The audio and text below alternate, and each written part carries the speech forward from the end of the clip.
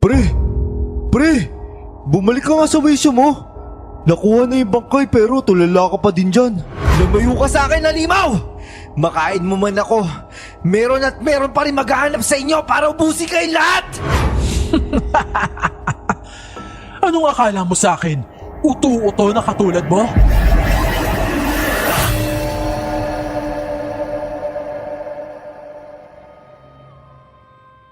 Likas sa aming mga lalaki ang pagkahumaling sa magagandang babae. Lalo na kung single pa naman at walang sabit. Basta't sexy, hindi pwedeng hindi babaling ang aming mga ulo. Ako, mahilig talaga ako sa mahahabang buhok na babae. Medyo chubby at maputi. Kung bakit ko sinasabi to, yan ay dahil may kinalaman ang mga babaeng may mahahabang buhok sa kwentong ibabahagi ko sa inyo. Isang engkwentro ang nagbigay ng trauma sa akin sa mga babaeng may mahahabang buhok. Ako nga pala si Roger at ito ang aking kwento. Bago ko po simulan ang istorya, huwag kalimutang mag-subscribe bilang suporta sa ating channel.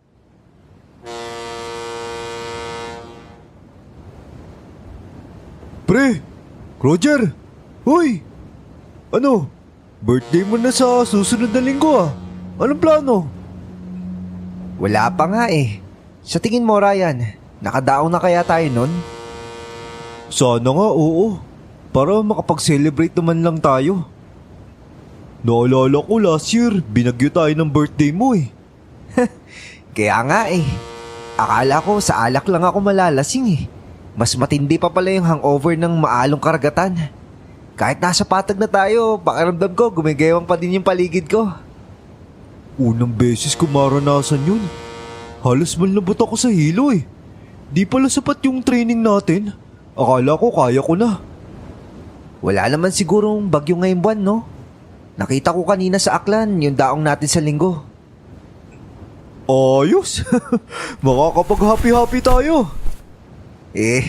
Mas excited ka pa sa akin eh. Bakit? Ilibre mo ba ako? Yun lang ba? O sige, paldo naman tayo nun eh. Basta't alak talaga. Wala kang pinapalampas, no? Minsan lang naman yun. Saka birthday mo naman pre. Oras na din yun para, alam mo na. Loko-loko ka talaga, Ryan. Oh, paano na? Ayan na oh. Oras na lang akyatan ng mga pasahero. Mauna na ako sa baba ah. Maghahanap muna ako ng sexy na pwede nating tulungan. Hoy, si Raulo. Matatanda at PWD lang tulungan mo. Ikaw talaga oh. Tatawa-tawa pa si Ryan habang tumatakbo pababa. Mula kasi sa upper deck ay tanaw namin ang pagdagsa ng mga pasahero. Tinapos ko muna ang sigarilyo ko at sumunod na din sa kanya sa entrada ng barko. Nailing na lang ako nang makita kong unang dinaluhan ni Ryan ang babaeng sexy na naka-crop top at isang backpack lang ang daladala. Kesa sa matandang babae na nasa likuran ng babae at may dalawang maletang malalaki. Lola, ako na pong bahala sa maleta nyo. Anak ko, salamat naman iho ha. Akala ko mga batang babae at magaganda lang ang may special treatment dito eh. Mabutit iba ka naman pala no? Pagpasensya nyo na po yung mga kasamahan ko. Priority po talaga namin yung mga senior at PWD dito. Hayaan nyo po, kapag may kailangan kayo, sabihan nyo lang po ako ah. Makakaasa ka iho. Eto nga palang ticket ko. Nandyan na din ang cabin number ko. Pwede bang idiretso mo na ang mga bagahe ko doon? Sa pagkakaalam ko upper deck pa daw yun eh. Upper deck po? Nako, deluxe guest po pala kayo, Lola. Aba oo. At simula ngayon ha, ikaw ang gusto kong personal butler. Yung mag-aasikaso sa akin ha. Oo, maraming salamat po, Lola. Walang anuman iho. Paano? Tana sa taas at itur mo na din ako. O sige ho, Tara na po. Hindi talaga ako makapaniwala ng araw na yon. Sa loob kasi ng 2 taon ko sa cruise ship namin na yon, ni minsan, hindi ako pinahawak ng mga mayayaman o VIP na pasahero. Kadalasan, napupunta ang mga yon sa mas matatagal na sa field. Habang kami naman ni Ryan at ng ilan pang baguhan, sa mga ordinaryong pasahero palagi naka-assign. Oo nga pala, Lola. Ano po pangalan nyo? Carmen. Ako si Carmen. Ako naman po si Roger, Lola Carmen. Oo nga pala. Hindi ho ba may nilalaang butler para sa inyo yung kumpanya namin? Paano pong... Gusto ko kasi ang mamili ng magiging butler ko, iho. Ayoko sa mga taong mabait lang kasi alam nilang may pera ako. Gusto ko yung kagaya mo, yung magkukusang loob sa pagtulong. Nako, maraming salamat po ah. Obligasyon naman po talaga na kahit sino sa amin tumulong sa nangangailangan. May pera man ho wala. Abay, tama ka. Ganun naman talaga dapat eh. Medyo tumagal ang pag-akyat namin sa upper deck. May kataasan kasi yon at medyo mabagal na din si Lola Carmen. Pero kahit papano, hindi ako na-bored na kausap siya. Ni hindi kasi makikita sa kabuuan niya na mayaman siya. Napakasimple na kasuotan. Nakasandalyas nga lang siya na nabibili sa bangketa. Ano, pre?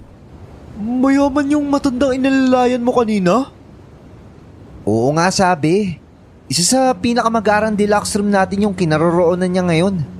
Kung ayaw mo maniwala, sumama ka sa akin bukas. Papakilala kita sa kanya. Ako lang naman kasi yung personal alalay niya ngayon. Pero, posible ba yun? Hindi ba ina-assign ng butler na hahawak sa kanila? Saka priority boarding sila. Ba't nakasama yun sa mga ordinary passenger? Kasi nga kakaiba nga siya. Ayaw niyang pinangangalandakan na mayaman siya kasi pag-aagawan daw siya. Ayaw niya daw magkaroon ng butler na mabait lang kasi alam na may pera siya. Sayang pala. Akin na sana yun, pinakawalan ko pa. Okay lang yan pre. Naalalayan mo naman yung chicks kanina, di ba? Wala namang pera. Lihim pa din akong natatawa. Kitang-kita ko kasi ang pagkadismaya niya sa sarili. Napakahilig kasi sa babae, basta't makakita ng legs, nawawala na sa sarili. Sa susunod kasi, unahin mo muna yung mga taong mandatory natin dapat tulungan bago ka man chicks. Wala eh. Ang kinis kasi ni ma'am. Nakakabulag yung kaputian eh.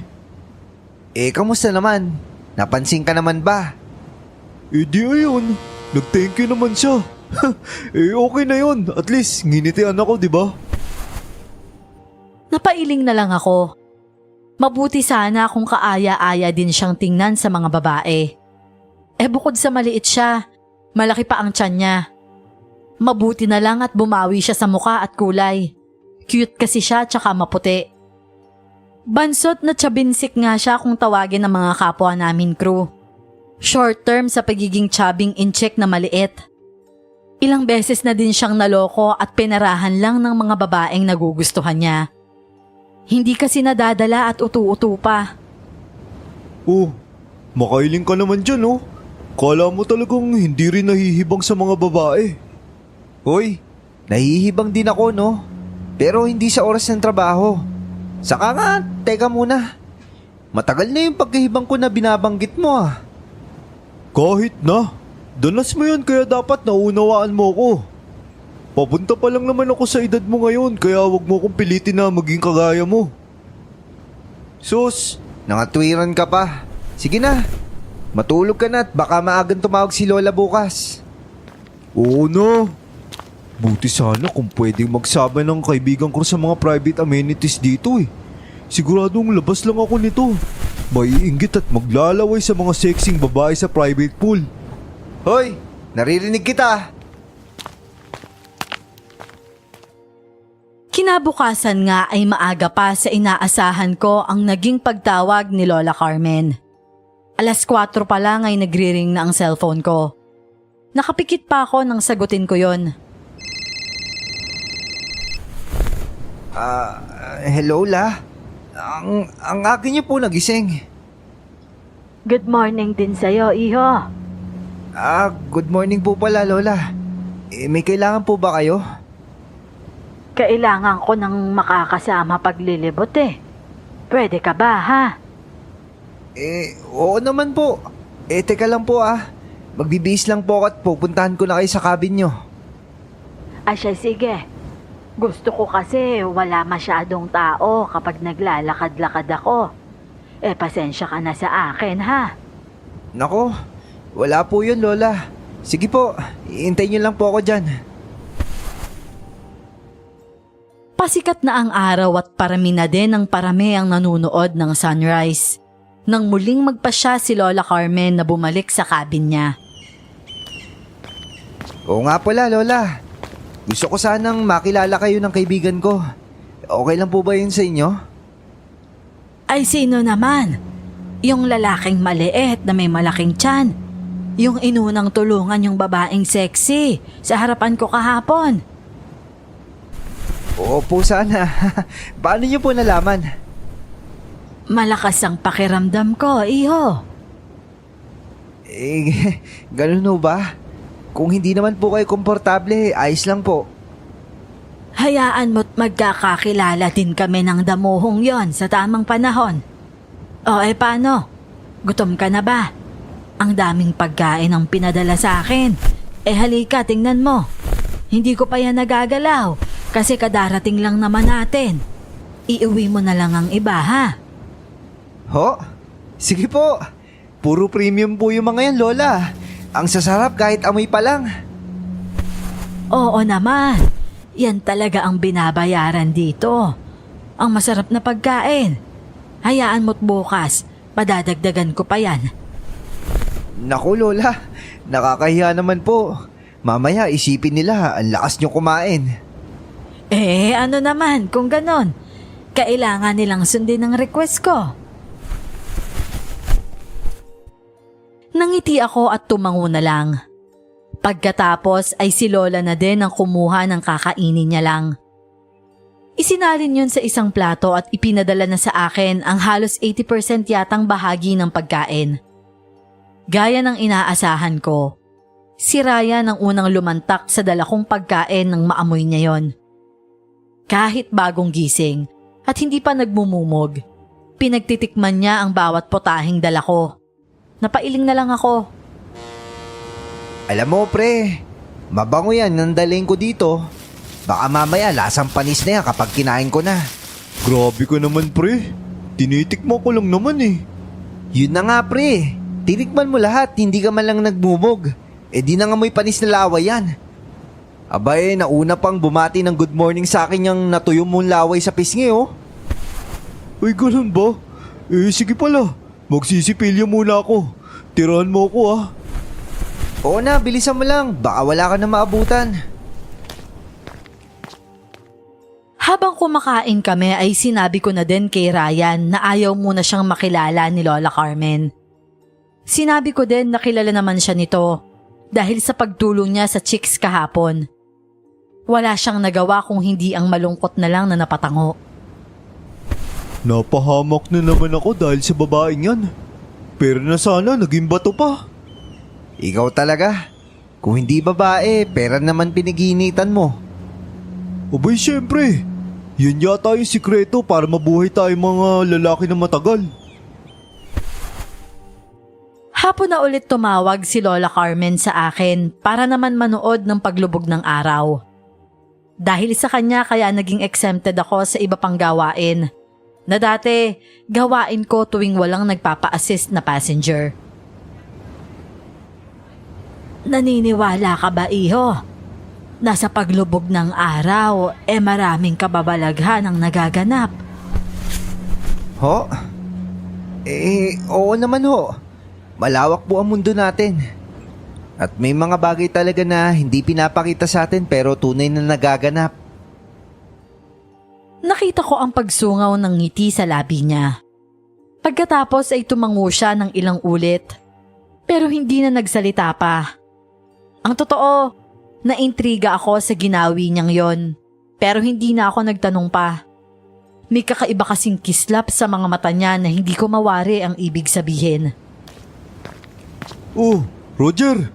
Kamusta ang pagiging alalay ng mayamang matanda? Eto, laging busog sa mamahaling pagkain. Ikaw ba? Eto, nagugutom. Wala ka bang uwi dyan kahit tira-tira lang? Ano ka, aso? Pwede din. Kahit yata buto galing sa kitchen ng upper deck, malasa at masarap na sa akin. Loko-loko. Meron doon sa cabinet natin. Marami yon kaya pakabusog ka ah. Yun oh. Sige, dito na pala ako. Teka muna. Wala ba tayong tip dyan? Wala pa. Sige na, kumain ka na doon. Nangingiti pa ako habang sinusundan ng tingin ng kaibigan ko. Nang gabing yon ay pinili kong magstay muna sa gilid na bahagi ng barko. Sa lower deck yon, at doon manigarilyo habang nakatanaw sa payapang karagatan. Kahit alas 11 na ng gabi, marami pa ding tao sa paligid. Buhay na buhay pa lalo ang minibar na naroroon. Patapos na sana ako sa isang sigarilyo nang mapatingala ako. Nung una, napailing ako nang may makitang nakalaylay na paa mula sa upper deck. Sa hula ko ay parang nakaupo ito sa pinakabarandilya doon. Ang titigas naman talaga ng ulo ng mayayamang kabataan na to. Kapag ikaw nalaglag dyan. Nang matigilan ako, nangunot ang noo ko nung nakita kong parang nanginig yung paa ng medyo matagal. Ang sumunod na pangyayari, hindi ko talaga inaasahan. Mula kasi sa kinauupuan nito, bigla na lang itong nahulog at bumagsak sa mismong harapan ko. Literal akong natulala at nanigas sa kinatatayuan ko. Sa akin nakatitig ang dilat at walang buhay na mata ng lalaki. Putlang-putla ang itsura niya at halos durug-durug din ang buto sa buong katawan. Ni hindi ko na malaya ng pagkakagulo ng tao sa paligid ko. Pre! Bumalik ka nga sa wisyo mo. Nakuha na yung bangkay pero tulala ka pa din dyan. Pasensya na pre. Hindi talaga ako makapaniwala sa nakikita ko eh. Obvious nga eh. Ayan at halos maubos na yung isang kahang sigarilyo. Ngayon lang ako nakainkwentro ng ganun pre. Nakakaloka talaga yung mga kabataan ngayon. May pera naman sila. Bakit hindi na lang sila maging masaya sa buhay na meron sila? Akalain mo't deluxe guest pa. Tapos magpapakamatay lang naman pala. Sira ulo din eh. Ano? Nagpakamatay daw? Oo daw eh. Imbis kasi na alamin mo. Ayun at tulala ka lang dyan mula kanina pa. Matagal na daw yung naggagamot sa depression eh. Sabi ng mga kaibigan kasama niya. Kaya hindi daw sila nagulat nung nalaman nila na bigla na lang tumalon sa taas. Di lang daw nila na-expect na dito gagawin kasi masaya naman daw sila. Nagpakamatay talaga pre? Paulit-ulit lang. Pero hindi siya nagpakamatay Ryan. Ano ka ba? Kung ano nang pinagsasabi mo dyan? Mamaya may makarinig sa'yo, masisante tayo na wala sa oras. Ano? Bakit naman tayo masisisante? Nagsasabi lang naman ako ng totoo. Manahimik ka. Hindi mo ba alam yung magiging resulta na sinasabi mo, pre? Okay na. Case closed na nga eh. Mismo mga kasama ng mga binata yung nagsabi na suicide ang nangyari. Tapos sisigaw ko pa dyan ng hindi. So ano? Merong pumatay? Di maghahanapan pa tayo ng killer ngayon dito sa barko. Tapos matatakot yung tao. At marami magre-reklamo sa kumpanya natin. Mag-isip ka nga, pre. Natahimik ako sa sinabi ni Ryan. Oo nga pala, nawala yun sa isip ko. Palibasa, alam ko, nakita ko na hindi siya tumalon lang. Alam ko na bago pa siya malaglag sa harapan ko, wala na talaga siyang buhay. Kumalma ka muna. Huwag kang pabara-bara ng desisyon mo.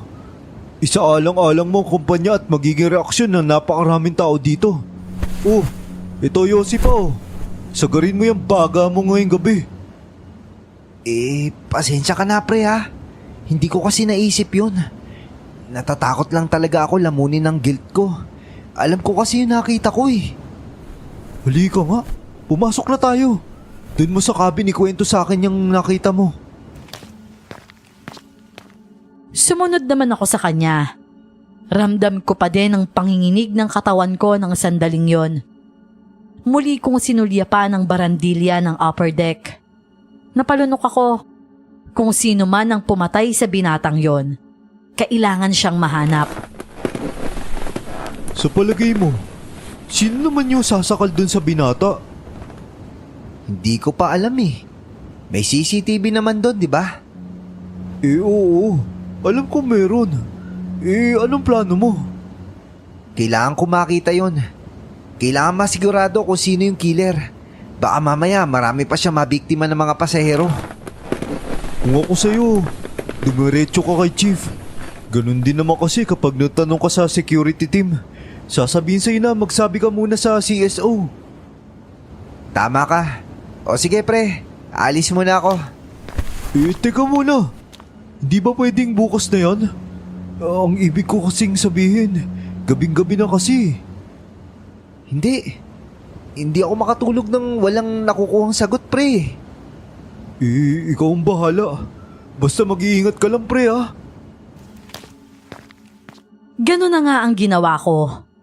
Mabilis kong tinungo ang control room at sinabi sa kanila ang pakay ko. Pero gaya ng sabi ni Ryan, sinabihan lang ako na magsabi muna kay Chief. Siya kasi ang may kontrol kung sa usaping seguridad sa CCTV ang pag-uusapan. Ito din ang nagsasagawa ng investigasyon kung kakailanganin. Pero hindi ako pinagbigyan. Sa halip ay sinabihan pa akong manahimik na dahil wala naman daw naging problema sa side ng mga namatayan. In short, tinanggap na lang ng mga itong hindi lang talaga kinaya ng kasama nila ang depresyon at tinapos ang sarili niyang buhay. May problema ka ba, iho?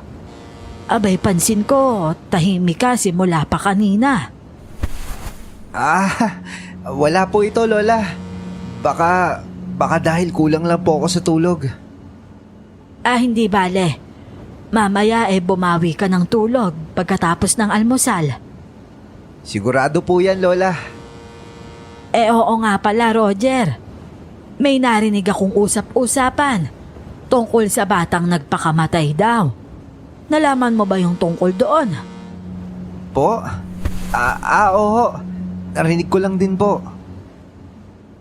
Iba na talaga ang mga kabataan ngayon, ano? Napakadali na lang para sa kanilang kitilin ang kanilang buhay. Samantalang noong panahon namin, mas mahirap pa. May giyera at maraming nagagahasa. Pero lumalaban kami para mabuhay. Kaya nga po, Lola eh. Marami akong gustong sabihin. Pero nang mga sandaling yon, binabagabag pa din ako ng guilt. Naiipit ako sa pagitan ng katotohanan at katahimikan para sa ikabubuti ng lahat. Gayunpaman, parang picture na paulit-ulit rumirehistro sa imahinasyon ko, yung walang buhay na mata nung binata. Sa hindi ko maipaliwanag na dahilan, hindi ako pinapatahimik nun. Heto, sa'yo na ito ha. Isuot mo palagi. Gusto ko hanggang makabalik ako sa Maynila. Nakikita ko yan sa katawan mo. Ano po ito, Lola? Anting-anting yan. Pero hindi yan basta-basta. May magandang maidudulot sa iyo yan balang araw. Talaga po? Maraming salamat po, Lola. Ihatid ko na po ba kayo sa kwarto nyo? Maigi pa nga at papainit na. Habang nakahiga ako at pinagmasdan ko ang kwintas na bigay ni Lola, hindi ko mapigilang mapaisip. Ang kapal ng lace nun na gawa sa silver. Pagkatapos, May pendant na hindi ko maipaliwanag kung anong klaseng design. Makapal din yon at medyo malaki. Kaya parang ang weirdo kung isusuot ko. Hindi pa naman ako mahilig sa mga jewelry. Yun nga lang, gusto ni Lola Carmen isuot ko yon hanggang sa bumalik na siya ulit sa Maynila. Round ticket kasi ang meron siya. Bahala na. Kailangan i-please si Lola.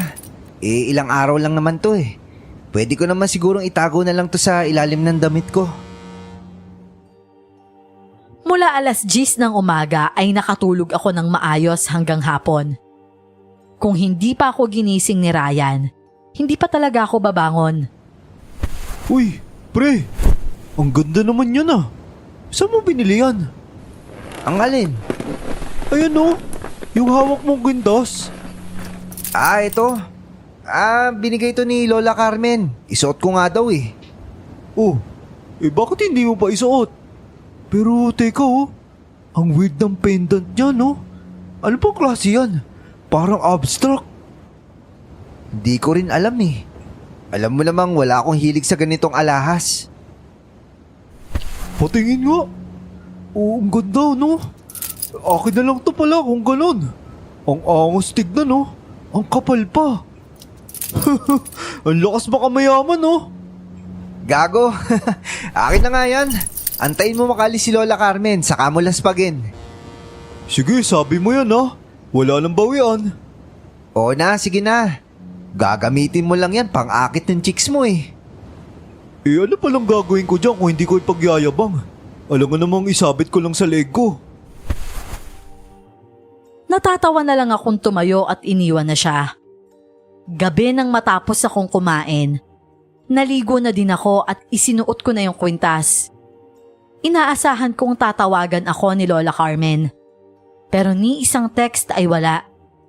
Bilang isang personal butler, nag-alala ako. Kaya nagpa siya kung puntahan na lang siya sa cabin niya.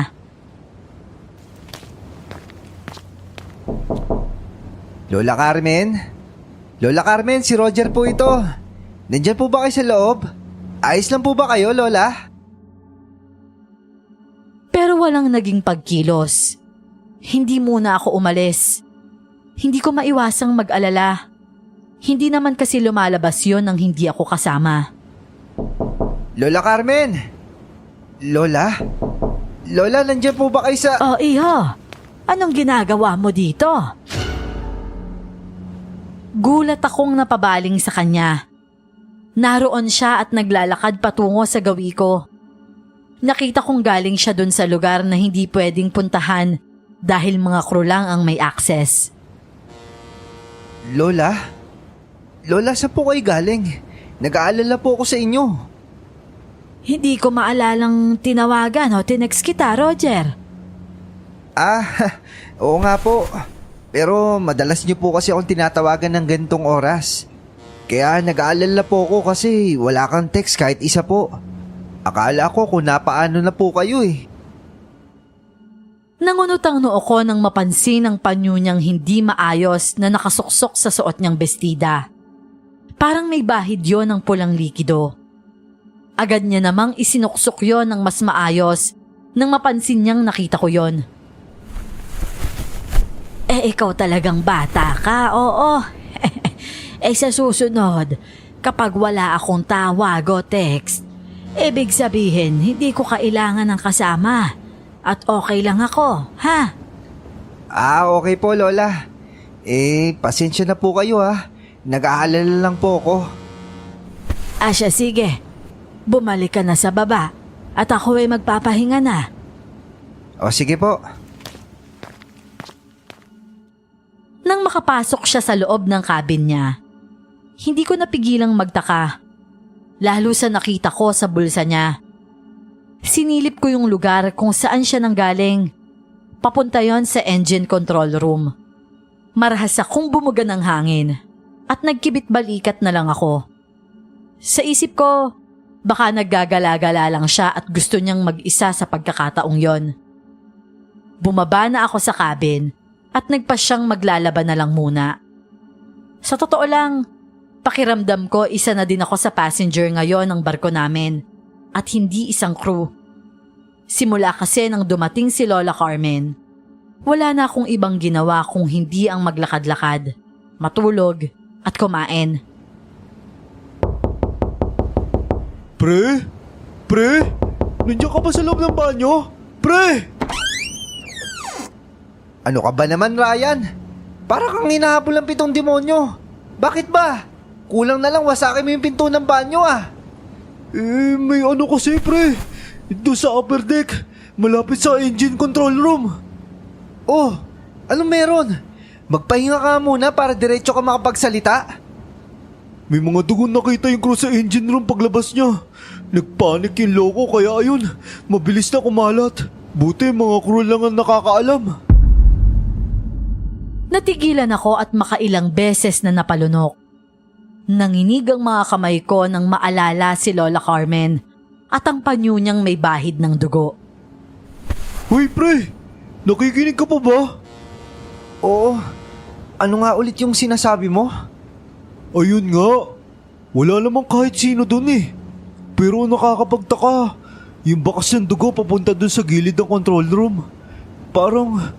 Parang inihulog sa dagat yung may-ari ng dugo. Ano? Sino daw may gawa? Wala pang balita mula sa security team. Nananatiling confidential yung pangyayari. Inaalam din kung may nawawalang pasahero. Maghintay na lang tayo kung may magre-report na missing person. Hindi ako nakapagsalita. Tutok ang isip ko kay Lola Carmen. Maya-maya pa'y napailing ako. Hindi. Matanda na siya para magawa yun. Hindi niya kaya maglakad na mabilis. Ano? Ako ba yung kausap mo, pre? Ha?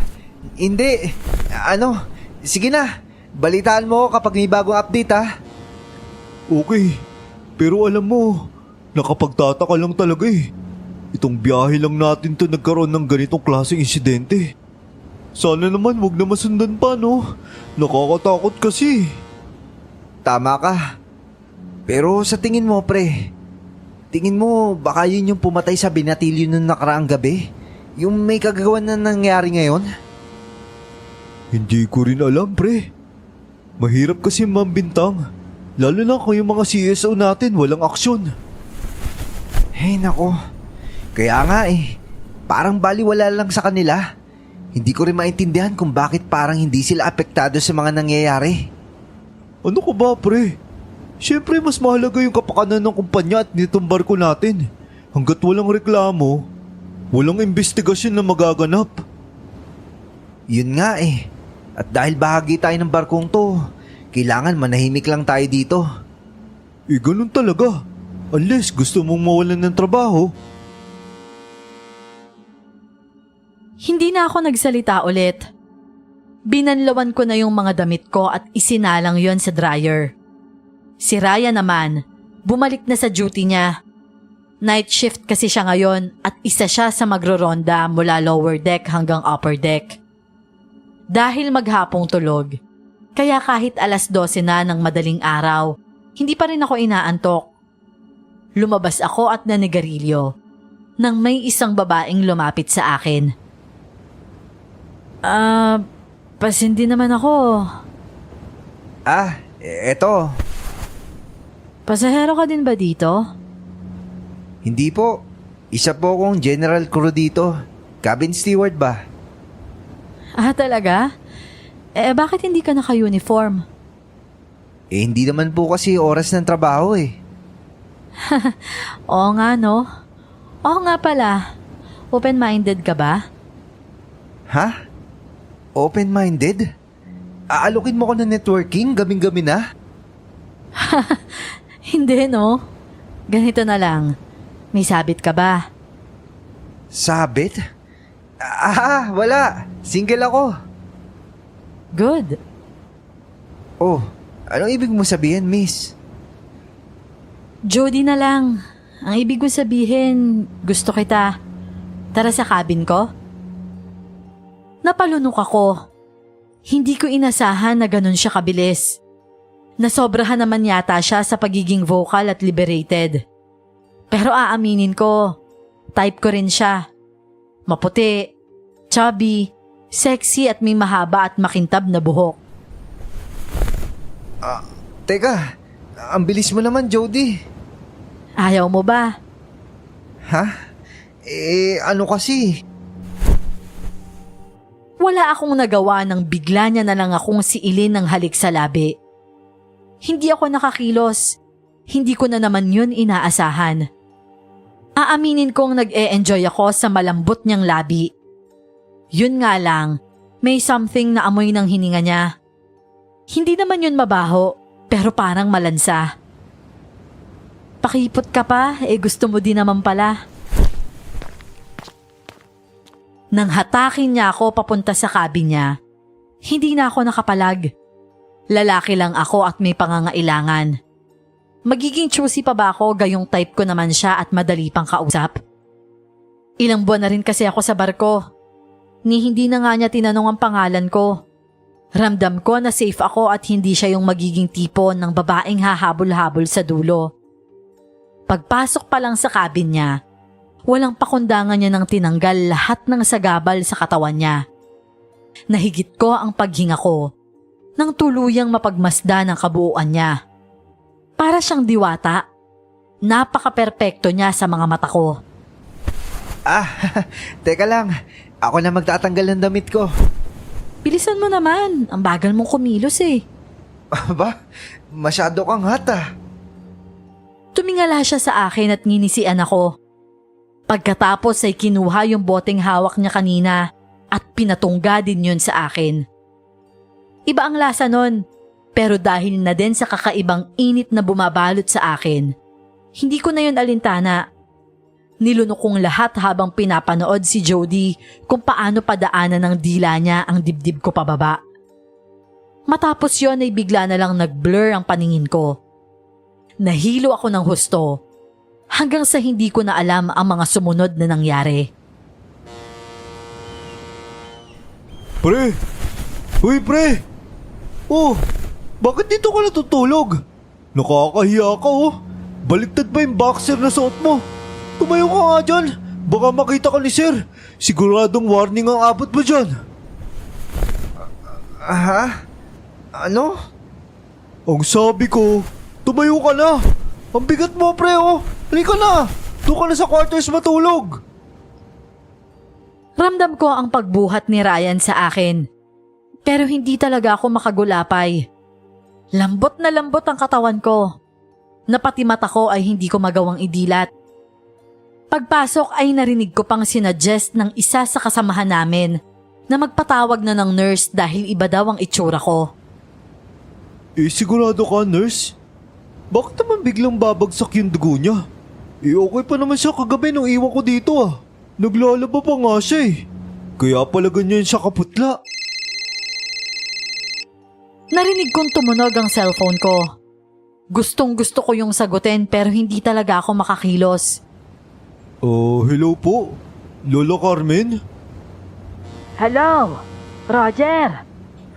Naku, pasensya na po kayo ah. Hindi ho makagula pa ito si Roger eh. Namumutla po't hindi makakilos. Si Ryan po ito, yung kaibigan niya. Ano ka mo? Namumutla at hindi makakilos. Bakit? Hindi ko nga rin po alam eh. Nabutan ko lang po siya na natutulog sa labas. Mabuti nga po, maaga-aga pa. Wala pang masyadong... Bababa ako dyan. Kailangan ko siyang makita. Po? Naku, kaya niyo po bang bumaba pa dito? Nagpapahinga na po siya. Umakyat ka at sunduin mo ako. Sige ho. Hintayin niyo lang po ako dyan at aakit po ako dyan. Naka-loudspeaker ang cellphone kaya dinig na dinig ko ang usapan nila. Gusto ko sanang tumutol na pababain pa si Lola Carmen. Pero hanggang ungol lang ang kaya kong gawin. Huwag kang mag-alala pre. Safe naman sa akin si Lola Carmen. Magpalakas ka muna dyan at namnamin yung dugong sumasalin sa'yo. Malay mo, dugo yan ng maputi at makinis na tao. Di nahawakan ka pa ng kaputian. Wala talagang patawad ang lalaking yon. Ganito na nga ang kalagayan ko't lahat-lahat. Nilalait pa din ako at pinagtitripan. May kirot akong nararamdaman sa braso ko. Yun siguro ang sinasabi ni Ryan na isinasaling dugo sa akin. Sa balintataw ko, pilit kong binabalikan ang nangyari ng nagdaang gabi. Pero blanko talaga ako. Ano po yun nasa leg niya, Lola? Kagat po ba yan? Saan ba nagpunta itong kaibigan mo kagabi, ha, Ryan? Hindi ko po talaga alam, Lola. Panggabi po kasi yung trabaho ko kagabi. 12:00 nang iwan ko siya naglalaba. Pagbalik ko ng 3:30 dito sa lower deck, nakita ko siya nakahiga doon malapit sa barandilya. Nakaboxer lang at baliktad. Tapos hindi na siya makagalaw at namumutla. Kailangan niyang makabawi ng lakas kaagad. Hindi ba't bukas na ang daong ng barko sa Aklan? Opo, Magpapadala ako ng medic para mas mapabilis ang pag-recover ni Roger. Mamayang gabi, kapag maayos na ang pakiramdam niya paakyatin mo siya sa cabin ko. sige po, Lola Carmen. Hindi ko alam kung kailan ako ulit nakatulog. Basta't nang magising ako, nagawa ko ng idilat ang mga mata ko.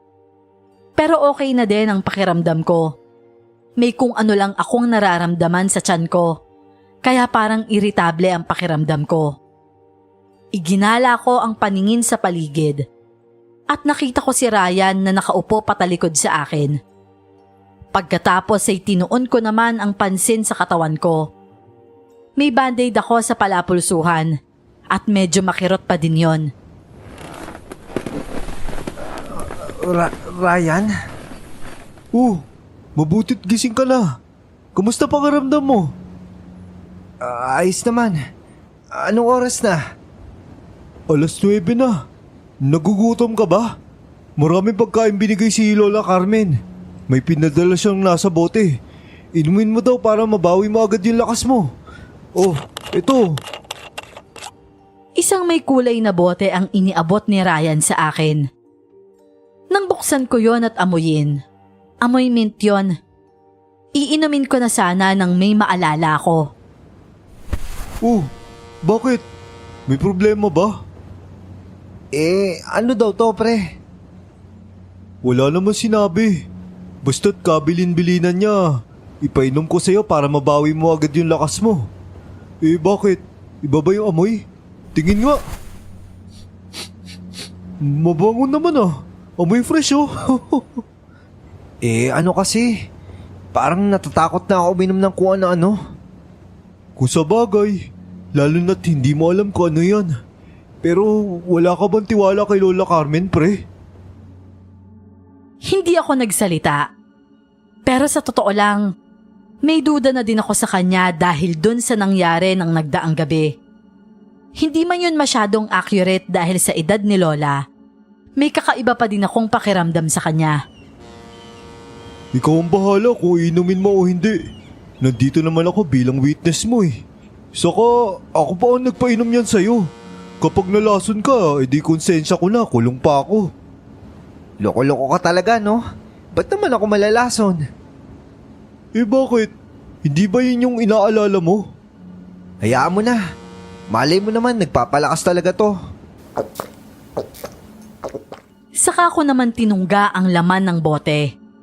Malamig yun sa bunganga. Ramdam ko ang pagguhit ng likido sa lalamunan ko hanggang sa pagbaba nun sa tiyan ko. Anong lasa? Kamusta? Malapot na malamig lang. Pero, aray, ang sakit ng tiyan ko. Pre, ito plastic Agad ko kinuha ang plastic at doon ko tuluyang inilabas yung bigla na lang umangat sa sikmura ko. Itim na likidong may masangsang na amoy ang inilabas ko. Halos hindi ko yun makayanan. Pero nang buong akala ko'y tapos na, bigla na lang parang may gumapang sa sikmura ko paakyat sa lalamunan ko. Wala akong nagawa kung hindi isuka yon. At laking hindik ko nang makita kung ano yon. Isang patay na parang butiki. Anak lang. Ano yan, pre? Ang baho! Maging si Ryan, hindi na din napigil ang pagsuka. Halos manghina ako pagkatapos. Nanginginig ang buong katawan ko at habol ko ang sarili kong hininga. Nang makapagpahinga, ay parang magic na nawala yung kakaibang pakiramdam ko kanina. Agad na umayos maging yung pagiging irritable ko. Nang tingnan ko ulit yung laman ng plastic, para na naman akong masusuka. Ano ba itong nangyayari sa akin, pre? Bakit ako nagkakaganito? Ikaw lang din makakasagot yan, pre. Ang dapat na tanong sa'yo eh, kung ano bang ginawa mo pag alis ko kagabi at saka saan ka nagpunta? May nakilala kasi akong babae. Nagyaya sa akin ng one night stand, pre. Ay talaga ba, pre? Taga saan yung babae? Baka pwedeng ako naman ngayong gabi. Gago ka talaga. Tignan mo nga itong nangyari sa akin, oh. Naisahan ako. May kaso bang rape para sa mga babae, pre? Gusto kong kasuhan yung Jody na yun eh. Naku, asa ka pa. Nasa Pilipinas ka, no? Saka ano ka ba? Swerte mo at bebot pa yung nagyaya sa'yo. Mukha bang swerte yung kalagayan kong nadatnan mo kanina? Bakit? Siya ba'y may gawa nun? Ano ka ba? Okay lang yun. Ang importante, naibiyahe ka sa langit. Hindi ko nga rin naramdaman yun eh. Nakatulog agad ako, nagsisimula pa lang kami. Alam ko dahil yun sa pinainom niya sa aking alak. Napakamalas mo naman pala kung ganun, pre. Kaya pala medyo bad trip ka doon sa babae. Paano? Miski sa dulo yata ng dila mo, hindi ka nakatikim ng langit. Anong hindi? Literal ko na nga kamong muntik marating yung langit na yan. Kung hindi mo lang ako sinakluluhon ka agad, baka wala na din ako ngayon. Kaya nga eh. Kakaiba din talaga itsura mo kanina, pre. Buti, wala pa masyadong tao kanina dun sa tinulugan mo. Medyo gumagaan na yung pakiramdam ko. Mukhang effective yung gamot ni Lola Carmen. Maya-maya, akyatin ko siya. Mabuti kung ganun. Ang bilis nagbago ng aura mo, oh. Kanina, hindi ko may paliwanag yung itsura mo eh. Nagpahinga pa ako ng 2 oras bago gumayak paakyat sa kinaroroonan ni Lola Carmen. Binitbit ko yung likidong inilabas ko at ipapakita ko yun sa kanya. Munti ka ng mayanggaw, Roger. Sa susunod ay mag-iingat ka. Yanggaw po? Ano po yun? Plano kang gawing aswang. Aswang? Pero bakit ho? Ang ibig niya sabihin, aswang yung babaeng yun? Imposible. Hindi ka pa rin ba maniniwala? Kahit nasa harapan mo na ang ebidensya. Hindi siya pangkaraniwan, Roger. Naaalala mo ba yung mukha ng babaeng nakilala mo kagabi? Opo, tanda-tanda ko po siya. Pati yung cabin na pinuntahan namin. Duda ako kung makikita mo pa siya doon. Pero kung makikita mo man siya ulit, hulihin mo siya at huwag mo siyang papakawalan. Po? Ano pong gagawin ko? Paano kung gawin niya na naman ako aswang? Hindi niya na yun magagawa sa'yo. Sasamahan kita. Pero kumilos na tayo ngayon dahil mahihirapan na tayo bukas kapag nasa pier na ang barko. Sino po ba talaga kayo, Lola? Malalaman mo sa tamang panahon. Sa ngayon kailangan mo kong tulungan bago pa dumami ang maging biktima ng halimaw na yon. Pinuntahan namin yung cabin kung saan ako dinala nung babae ng nagdaang gabi. Pero gaya ng sabi ni Lola Carmen, wala kaming Jody na inabutan doon. Sa halip ay isang weirdong lalaki ang humarap sa amin. Kung bakit ko nasabing weirdo, yon ay dahil kakaiba ang tingin niya lalo na kay Lola. Nalilisik ang mga mata niya, pero iba ang kilos ng katawan niya. Para siyang takot na hindi ko mawari. Walang babae dito. Umalis na kayo.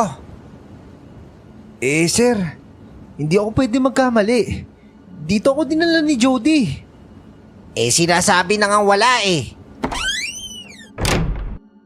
Isasara na sana nito ang pintuan nang iharang ni Lola Carmen ang bitbit niyang tungkod sa pintuan nito. Hindi ikaw ang pakay ko dito, iho. Kaya kung ako sa'yo, kumanta ka na. O gusto mong ikaw pa ang unahin ko? Sinasabi ko na nga.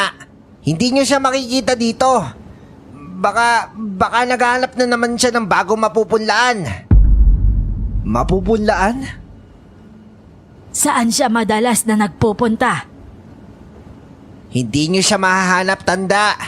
Galit yun kaya sigurado akong hindi mo siya mapipigil. Kung hindi ka na lang sana nangialam at pinatay yung kapatid niya. Kayo ang unang nakialam sa mga tao.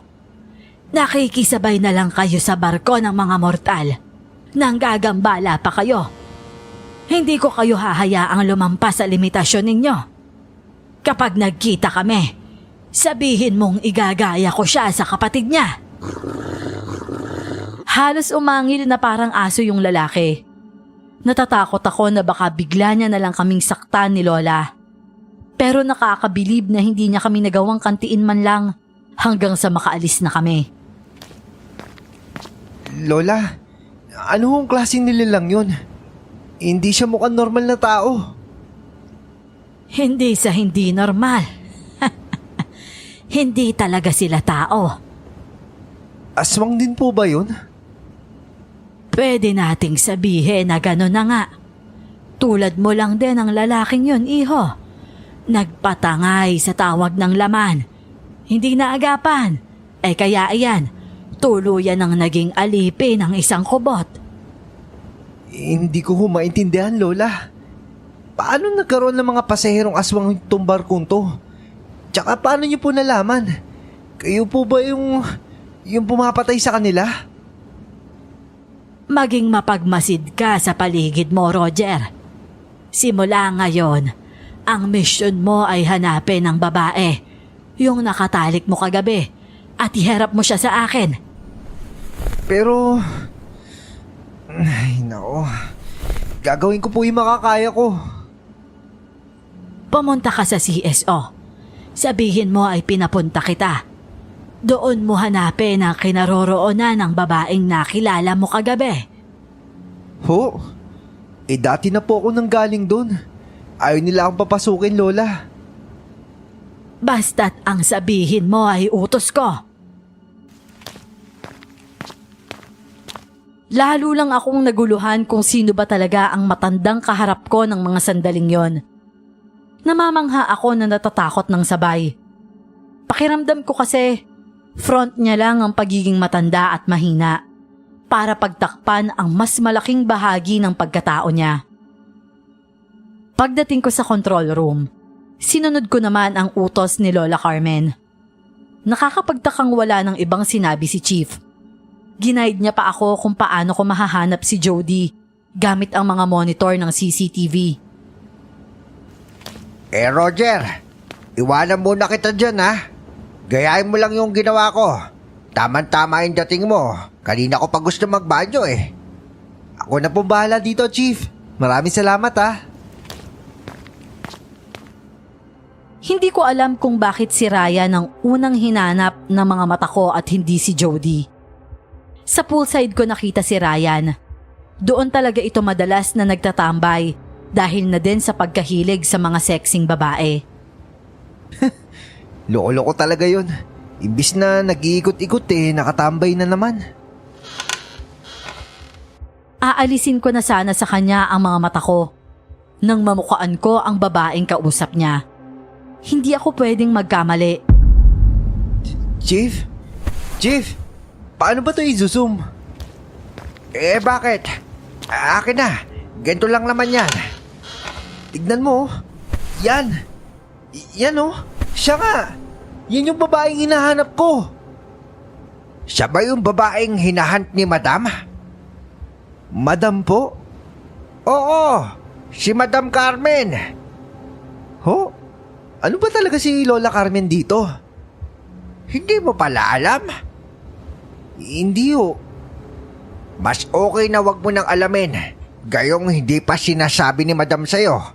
Antayin mo siyang magpakilala ng sarili niya. Ganun po ba? Sa bagay, tama ka, Chief. Hindi ko lang kasi mapigilan ma-curious eh. Tiningnan ko pa sila. Nakita kong tinatanggihan pa ni Ryan ang iniaalok ng babae ditong alak. Siguro dahil oras pa nga ng trabaho. Maya-maya pa, tila may binulong na ito sa kaibigan ko. Hindi. Chief, aalis na ako. Maraming salamat ah. Halos liparin ko ang 15 palapag mula sa upper deck. Maabutan ko lang si Ryan at yung babae. Hinihingal man dahil medyo nanghihina pa rin. Hindi ko na yun alintana. Ang totoo ay abot-abot ang kaba ko. Dahil baka bigla na lang sumama si Ryan sa babaeng yon. Ryan! Nakita ko siya agad sa dating pwesto niya. Kausap niya pa din yung babae. Pero madaming tao kaya nahirapan akong sumingit-singit marating ko lang siya. Oh, pre! Teka, may problema ba? Parang pawis ka tiningal. Yung babae, nasaan na? Sinong babae? Yung kausap mo. Inalok ka pa nga ng alak, di ba? Teka nga muna. Binabantay mo ba yung kilos ko, pare?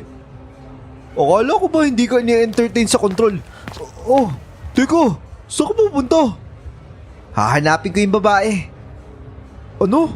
Bakit? Teka muna pre, hahanapin ko lang. Diyan ka lang ha. Aaminin kong hindi ko talaga masyadong inintindi si Ryan ng mga panahong yon. Mas mahalaga kasi sa akin na mahanap ko yung babae at mahuli. Hindi ako papayag na pati kaibigan ko ay mapahamak sa mga kamay nito. Hindi ko alam na nagtanim na pala ng galit sa akin si Ryan dahil hindi kami nagkaunawaan. Hindi mo talaga basta mahuhuli ang babaeng kubot, iho. Madulas yun. Isa pa pamilyar na siya sa amoy mo. Kaya't malayo ka pa lang naaamoy ka na niyang paparating. Ano pong dapat kong gawin, Lola? Mahuhuli ko na sana siya kanina, pero biglang nawala Gamit na damit ng ibang tao ang isuot mo kapag sigurado ka na kung saan siya matatagpuan. Sa gayong paraan hindi niya makikilala ang amoy mo. Sige po, Lola. Susundin ko po yung payo niyong yan. Sa ngayon po, babalik muna ako sa quarters para magpahinga sandali at maligo. Nanlalambot na po kasi ako Oh, heto. Makakatulong ito sa iyo na mabawi ang lakas mo. Isang inom mo lang bago ka mamahinga.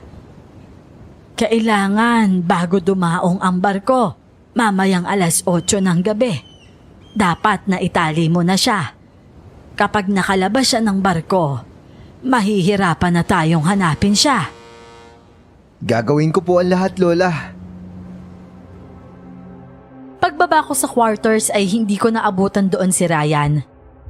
Nang ipagtanong ko kung napansin nila, ang sabi ay naligo daw at nagpapogi. May date daw kasi ito ng gabing yon. Kinabahan ako ng husto. Ininom ko na agad yung binigay ni Lola at hindi na nagpahinga pa. Naligo lang ako sandali at nagpa siyang tunguhin muna yung cabin kung saan ako dinala ni Jody noon. Buksan mo tong pintuan, Henry! Teka, ano ba problema? Ikaw na naman? Nasaan yung kaibigan ko? Ilabas niyo siya! Ilang beses ko bang sasabihin sa'yo na hindi nagagawin dito yung babaeng yun? Paiba-iba ang lugar na tinutuluyan nun. Gusto kong masiguro. Papasukin mo ako! Kakaibang ngisi ang isinukli niya sa akin. Saka ako tiningnan mula ulo hanggang paa. Aaminin kong kinakabahan ako ng mga sandaling yon. Halos makalimutan kong hindi nga pala tao ang kaharap ko. Mas lamang kasi ang pag-aalala ko kay Ryan. Gusto kong bawiin ang sinabi ko, pero huli na. Palihim kong pinuno ng hangin ang dibdib ko at pinanindigan ng pagtatapang-tapangan ko. Sigurado kang gusto mong pumasok? Oo naman. Okay, halika. Pumasok ka. Kakaba-kaba ako nang pumasok sa cabin ng lalaki. Agad akong naghagilap pero wala si Ryan doon. Akma na sana akong lalabas nang humarang si Henry sa pintuan. Ang lawak ng pagkakangisi niya at halos tumutulo na ang laway sa bibig niya. Lalong kumabog ang dibdib ko pero hindi ako nagpakita ng takot. Sandali siyang parang nangisay. Nang matapos yon ay purong itim na ang mga mata niya. Humaba din ang ngipin niya at lalong lumakas ang paglalaway niya. Halos maihina ako sa takot ng mga oras na yon. Ang lakas ng loob mo, Roger. Bakit hindi mo nalang tinanggap yung biyaya ni Jody? Hindi mo ba alam kung anong naghihintay sa ati sa aklan kung sakali? Wala akong planong maging halimaw tulad niyo! Kung ganon, tanggapin mo na lang na pagkain ka na lang namin ngayon. Sigurado akong matutuwa si Jody sa akin kapag nahuli kita. Pagbibigyan ako ulit nun. Lumayo ka sa akin, halimaw! Makain mo man ako. Meron at meron pa rin maghahanap sa inyo para ubusin kayong lahat! Hindi pa yun nangyayari. Sa ngayon, i-enjoyin na muna kita.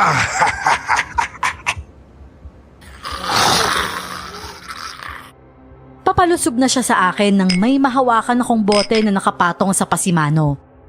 Ipinukpok ko yon sa ulo niya at ang natira sa kamay ko. Agad ko namang naisaksak sa leeg niya. Hindi niya pa man ako nakakagat. Halos mapuno ako ng sumisirit niyang dugo sa katawan.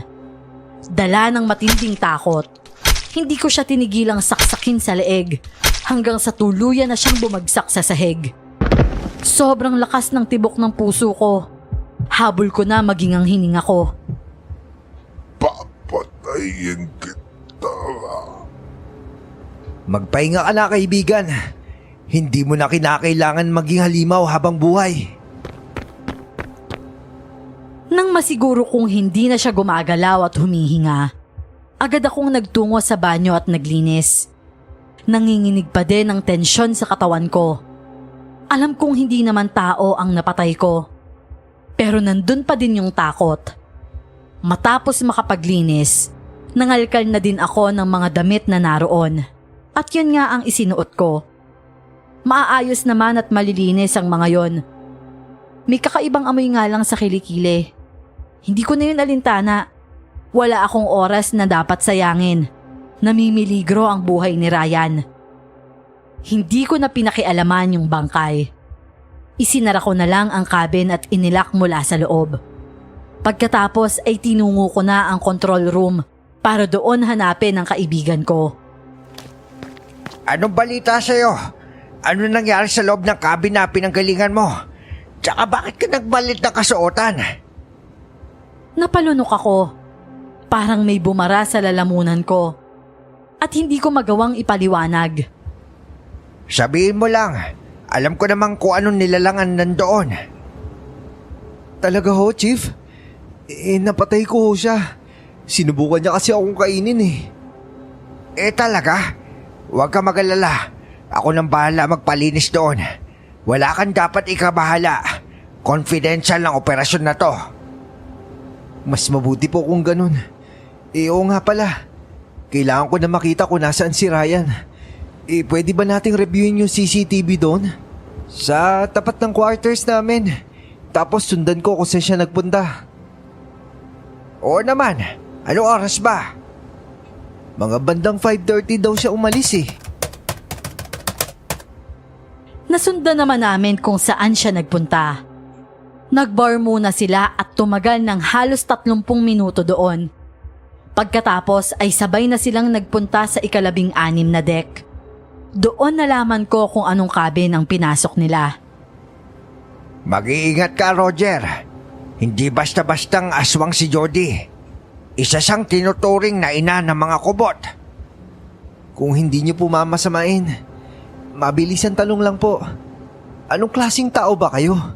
Kasamahan ka ba ni Lola sa ganitong gawain? Malalaman mo din. Malay mo, maging bahagi ka pa. Sige na, iligtas mo na yung kaibigan mo. Ito lighter Baka kailanganin mo. Nandyan din sa gilid yung duplicate key ng mga susin sa bawat cabin. Hanapin mo yung kailangan mo. Hindi ako makapaniwala. Sa tinagal-tagal ko doon, noon ko lang nalaman na may nakatago palang duplicate key ang bawat cabin. Napakaraming katanungan sa isip ko, pero hindi na muna ako nagtanong. Matapos mahanap ang kailangan, dali-dali ko na ding pinuntahan ang kaibigan ko. Mabilis kong narating ang cabin. Makailang beses akong napalunok. Iniisip kung makakalabas pa kaya ako doon. Bahala na. Patnubayan nawa ako ng Diyos. Bago tuluyang pumasok, tinitigan ko muna ang monitor ng CCTV. Alam kong sa likod nun ay nakaantabay din sa akin si Chief Severino. Pagpasok ko ay halos mapasigaw ako sa naabutan. Si Ryan, hubot-hubad habang padipa na nakahiga sa kama. Nasa ibabaw niya ang isang nilalang na merong napakakapal, buhaghag at napakahabang buhok. Hindi ko na halos makita ang kabuuan ng katawan niya dahil tumatakip na sa kanya ang buhok. Bakit naman ang tagal mong dumating, Henry? Kanina pa kitang hinihintay. Kusang gumagalaw ang mga buhok na animoy may sarili yung buhay. Napatingin ako sa hawak na lighter. Kaya ba ibinigay sa akin yon ni Chief Severino? Kulang na lang ay lumabas na mula sa dibdib ko ang puso ko. Halika na, Henry. Lumapit ka na. Saluhan mo kami ng lalaking to na gaya mo ay gutom din sa laman. Amoy na amoy ko ang natural mong halimuyak, Henry. Ang lakas talaga ng putok mong lalaki ka. Kaya gustong gusto ko yung aromang nanggagaling sa'yo eh. Mariin akong napapikit. Totoo ang sinasabi niya. Kahit ako, naaamoy ang baktil sa suot kong damit. Hindi ko na ngayon makayanan, pero mukhang nakakatulong pa yon para hindi ako agad makilala ng halimaw. Lumapit ako sa likuran niya at agad na sinindihan ng lighter. Pero hindi agad yun sumindi. Nag-iwan lang yon ng tunog na nagpatigil sa babae sa kung anuman ang ginagawa nito. Nang bigla siyang humarap sa akin, napaupo ako sa lapag. Paano'y isang nakakakilabot na mukha ng isang babae ang bumulaga sa akin. May lumalabas pang itim na katas sa bibig nito. Malapot yon na nung tumulo ay umabot pa sa lapag bago tuluyang naputol. Ikaw? Nasaan si Henry? At bakit? Anong ginawa mo sa kanya? Pakawalan mo muna yung kaibigan ko bago kita sagutin. Anong akala mo sa akin? Utu-uto na katulad mo? Sagutin mo ang tanong ko. Sa ayaw mo't sa gusto mo. Namalayan ko na lang na umaangat na mula sa lapag ang paa ko. Pinupuluputan na pala ako ng makapal niyang buhok. Inipit niya ang magkabila akong braso, kaya hindi ako makagalaw. Ayop ka! Pakawalan mo ako! Nang ilapit niya ako sa mukha niya ay halos masuka ako sa amoy na nanggagaling mula sa kanya. Binalot pa kami ng makapal niyang buhok na ultimo hangin, hindi makakapasok. Lalo lang tumindi yung amoy. Pinaghalo yung amoy ng nabubulok na laman, anghit at matinding panghe. Hanggang sa tuluyan akong nasuka. Pero habang ginagawa ko yon, wala ring patid ang kamay ko sa pagsindi sa lighter na madiin kong hawak. Pilit ko yung iginagalaw sa kabila ng matinding kirot na nararamdaman ko. Namiss mo ba ang one night stand natin, Roger? Gusto mong isabay kita dito sa kaibigan mo? Walang problema sa akin niya. Hindi! Ang buhok ko! Ang buhok ko! Mabilis kong nabitiwan ang buhok niya nang magsimula yung umapoy. Para akong nabalian kahit mababa lang naman ang pinagbagsakan ko. Nagsimulang magwala ang nilalang. Pinipilit na pigilan ang pagkalat ng apoy. Pero sadyang mabilis noong nilamon ang buhok niya. Pre! Pre, gumising ka! Kailangan na natin umalis dito, pre! Pero tulog na tulog siya. May itim na likido din sa gilid ng bibig niya. Nataranta na din ako. Pilit ko siyang itinayo at pinasan. Pero sobrang bigat niya. Kaya ang ginawa ko, ibinalot ko na lang siya sa kumot at hinila yon pababa ng kama. Kahit naman kasi bumagsak ang katawan niya sa lapag, hindi pa din siya nagising. Butya naman, pre! Ang bigat-bigat mo! Tuluyan kong iniwanan si Jody sa cabin at inilak na lang ang pintuan. Iniligtas ko muna si Ryan. Paglabas namin ay may mga nag-aabang na din doon na marahil ay padala ni Chief Severino. Sila na ang nag-asikaso kay Ryan. Habang ako naman, dumiretso na ako kay Lola Carmen. Pero sigurado ako, Lola. Dito ko lang siya iniwan kanina habang sinisilaban yung buhok niya. Nakatakas siya, Roger. Hindi magpapahuli ng buhay ang isang yon. Hindi maaari to. Hindi ako papayag na tatakas lang yung halimaw na yon at patuloy na magkakalat ng lagim. Nang tunguhin ko ang banyo, nakita kong wasak ang itaas na bahagi ng maliit na bintana nun. Kasya ang isang tao kung lulusot doon, kaya sigurado akong doon dumaan si Jody para makatakas. Nagtangis ang mga bagang ko. Eksaktong may pumailan lang na announcement mula sa aming kapitan. Nakarating na kami sa pier ng Aklan. Sigurado akong nagsisimula na ding dumaong ang mga pasahero. At posibleng isa na doon si Jody.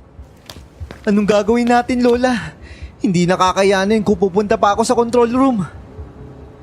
Huwag kang mag-alala, iho. Kusa kang hahanapin ng kubot. Kung totoong sinunog mo ang buhok niya, ibig sabihin malaki ang damage na ginawa mo. Hindi yun papayag na hindi ka magagantihan.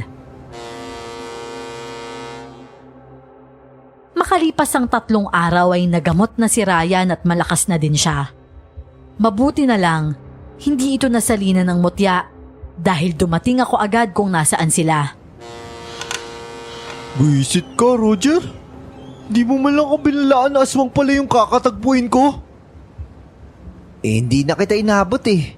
Pasensya na, pre, ha? Masyado ako naging busy sa mga bagay-bagay. Okay na yun. Niligtas mo naman ako eh. So ano ba? Anong plano? Birthday mo na bukas. Labas tayo. Inom tayo sa bar. Tulog ah? Sure na yun ah. Oo ba? Basta walang chicks, ha? Putya naman. Pagkatapos na nangyari sa akin, gaganahan pa ba ako maghanap ng chicks? Nakakasuka naman babae ngayon, pre. Butas pa yung bulsa mo. Kinabukasan naman 6:00 ng hapon, nang tunguhin namin ang maliit na karaoke bar sa bayan. Umorder muna kami ng pagkain para makapaghapunan muna bago uminom. Kasalukuyan kaming kumakain nang may makita akong babaeng pumasok. Nakabalot ng itim na belo ang kanyang ulo. May sariwang sugat din siya sa muka na para bang galing sa sunog. Ganun man ang itsura, kilalang kilala ko siya. Matalim ang mga tingin niya sa akin kaya hindi ko naiwasang kabahan. Palihim kong sinipa si Ryan sa ilalim ng lamesa. Pre, ano ba yun? Bakit ka naninipa? Shh! Huwag kang lilingon. Huwag kang magpapalata, ha? Si Jody, nandito, oh. Nakita ko kung paano manlaki ang mga mata ni Ryan. Ilang sandali pa, hindi na siya mapakali sa upuan niya. Ano ba gagawin natin, pre? Ayoko na makita yung babaeng yan. Bibilang ako ng 5, ha? Pagkasabi ko ng 5, takbo tayo. Tapos, dito tayo sa magkabilang pintuan lalabas. Oo, sige. 1, 2, 3, anak na. Hindi pa man ako nakakalima. Mabilis nang tumakbo palabas ng lugar na yon si Ryan. Wala akong magawa kung hindi ang tumakbo na din. Nakita ko pa si Jody na mabilis tumayo nang makita kaming tumakbo. Malamang para sundan kami. Habang tumatakbo, ramdam ko ang mabibilis na yabag sa likuran ko. Para na akong hihimatay noon sa kaba at pagod. Sa kasukalan kami dinala ng mga paa namin. Una, matataas na damo lamang ang nadadaanan namin. Hanggang sa napadpad na kami sa mas masukal pang bahagi ng lugar na yon. Hindi ko na kaya. Pagod na ako. Ayoko na tumakbo, pre. Pero abutan niya tayo, pare. Ayun, may abandonadong lugar doon. Halika, doon muna tayo, pre. Tinungo naman namin yun agad. Maliit lang yon na building. Mukha lang abandonado sa labas pero napakaraming bakal sa loob. At kung hindi ako nagkakamali, isa yung steel factory. Naghanap kami ng lugar kung saan kami pupwesto na may pwedeng gamiting panlaban. Nang makita yon, naupo na lang kami doon at naghintay. Natatakot ako, pre. Baka tuluyan na ako makain ng halimaw na yon. Hindi yan. Makakatakas tayo, magtiwala ka lang. Saka, hinahinaan mo nga yung boses mo. Pagkatapos noon ay napapitlag kami. May malaking bagay kasi ang lumapag sa tapat namin mula sa labas. Isa yung matangkad na lalaki na may malaking pakpak. Kasunod niya ay si Jody at ilan pang nilalang na marahil ay kauri nila. Walang hiya kang lalaki ka? Pagpipirasuhin ko yung mga buto mo habang may hininga ka pa. Ipaparamdam ko sa iyo ang sakit na dinulot mo sa akin. Umatras pa kami ng bahagya. Tinatansya ang layo namin sa kanila. Nanlilisik ang mga mata nila at halatang hayok na hayok sila. Samantalang galit na galit naman ang titig sa akin nung may pakpak na lalaki. Pakawalan niyo na lang kami, Jody. Kayo naman ang una nang ilam sa mga tao ah. Bakit ba gusto mo kaming gawing katulad nyo? Wala ka ng pakialam doon. At wala ka ng magagawa doon. Dahil mortal lang kayo at makapangyarihan kami. Kami ang masusunod sa gusto naming gawin. Kaya't sasakupin namin kayo hanggat gusto namin.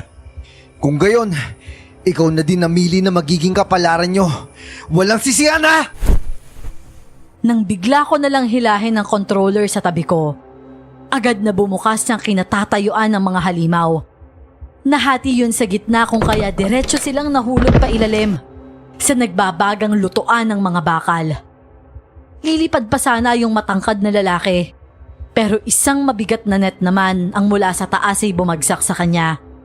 Hanggang sa tuluyan siyang mapasama sa mga kauri niya at unti-unti siyang nasunog. Nakakakilabot na sigawan at hiyawan ng mga nilalang mula sa ilalim ang pumailan lang sa kabuuan ng abandonadong gusali na yon. Mahusay! Napakahusay mo, Roger! Isa lang ang pinlano nating huhulihin, pero 6 ang napatay mo. Aba pwede mo nang lampasan ang ranggo nitong si Severino pag nagkataon. Nako, hindi po Lola Carmen. Nagkataon lang po yun. Saka ang mahirap lang naman po sa ginawa kong yun yung tumakbo na mabilis. Iho, pinaghirapan mo yan mula pa nung umpisa. Ako lang ang nakapatay dun sa kapatid niyang si Jody. Pero ikaw ang tumapos sa buong angka nila dito sa Aklan. Welcome to the club, Roger. Paano ba yan? Tataas na ang trabaho mo sa barko. Dapat ka-level na kita niyan. Nako, baka naman magtaka sila. Parang ang dami kong malalaktawan kapag nagkataon. Wag na lang po, okay na po ako. Maniwala ka sa akin. Walang magrereklamo ni isa lalo na kung utos na may-ari. Hindi ba, madam? Tama si Severino. Walang magrereklamo sa oras na ipag-utos ko ang isang bagay, iho. Napanganga kami ni Ryan habang sabay na napatitig kay Lola Carmen. Hindi ako makapaniwala lalo. Totoo ngang napakarami niyang itinago sa amin. Nagkatawanan na lang ang grupo ni na Chief Severino dahil sa naging reaksyon namin ng kaibigan ko. Lola Carmen, ngayon mas mataas na yung role ni Roger sa barko. Baka pwedeng ako na lang yung all-time alalay mo. Sige na, please po. Siya, sige. Pero sa tuwing may sasakay lang na out ka sa barko natin. Simula ng araw na yon, nag-iba na ang tingin ko sa mundo. Lalo na sa barkong pinagtatrabahuhan ko. Natapos na din doon ang pagiging chickboy namin ni Ryan. Sa takot na makaengkwentro ulit kami ng babaeng literal na nangangain. Si Lola Carmen naman, kasama ang control crew room ang isa sa nagpapatupad ng kapayapaan sa lugar na itinuturing na naming pangalawang tahanan. Hanggang ngayon, hindi ko pa rin alam kung paano nalalaman ni Lola Carmen kapag may sasakay na ibang nilalang sa barko niya. Ang sinasabi niya lang sa akin, may suot siyang agimat na siyang nagpapanatili sa kanyang malakas. Nagagamit niya ang lakas na yon sa pakikipaglaban sa mga nilalang ng dilim. Ang masasabi ko lang, sa edad niyang yon, napakatapang niya pa rin. Kung naririnig mo man ito, Lola Carmen, nais kong magpasalamat sa'yo. Binigyan mo ng kakaibang laban ang buhay ko. Laban na hanggang sa pagtanda, babaunin ko bilang isang magandang alaala.